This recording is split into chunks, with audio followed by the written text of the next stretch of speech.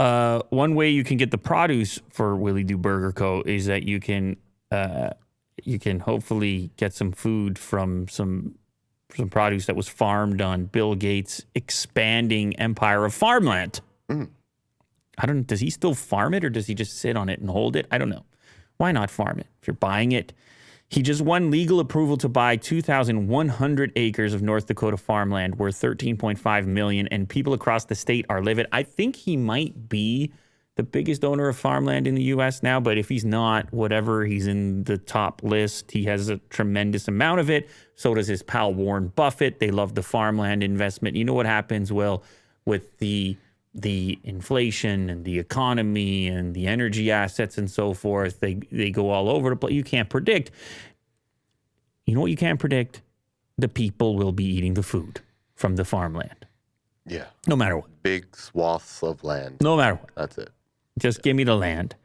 And in his case, that's what he's been doing. Many speculate on the reason for this attraction, but it might just be solid investment, or it could be something incredibly conspiratorial. It's just up to you. Whatever you want to do in the comments. That's why you have the comments over there.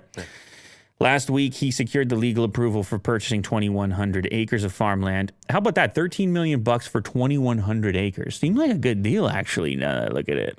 Deal of a deal. I'm kind of sitting there saying, let me get in on this, Bill. Let me get a piece there, Bill.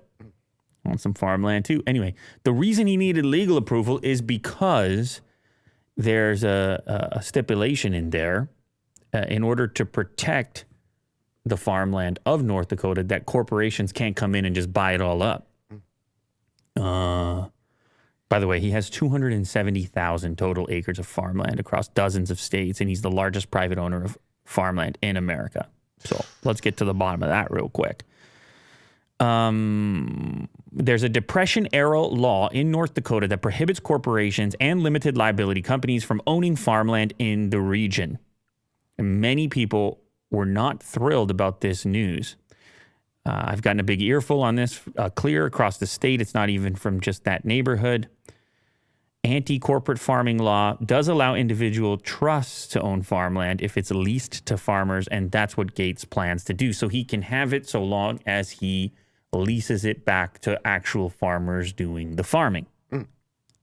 He found, but people are still mad anyways because they say, hey, what are your plans here? It's too much. You got your piece is too big there, Mr. Yeah, divvy it up. Mr. Corporate. But yeah, farmland, he still loves it. He just got approval to buy a bunch more. I don't know about you, Will, but I think we need to get some farmland ourselves. Yeah. We need to grow some. I don't think we need 2,100 acres. Okay. I think we need, maybe 10. And we're going to do the produce. What kind? Well, around here, you're kind of limited. Winter? There's winter. But there's still, you got amazing food coming from over there. You can get all kinds of local produce. You go to the farmer's market, you can get local wild blueberries and strawberries. Obviously, you can get corn and all types of apple varieties. I want to do something like exotic. No, but we can't do. Why not? Winter? No, because we're trying to be, farm to table. Oh, okay. I can't grow like a burger tree or something. Local varieties, farm to table, probably apples. We could do an orchard. Okay, I don't mind that. Can we do an orchard? Yeah. Let's think about it. All right. Yeah. See you guys.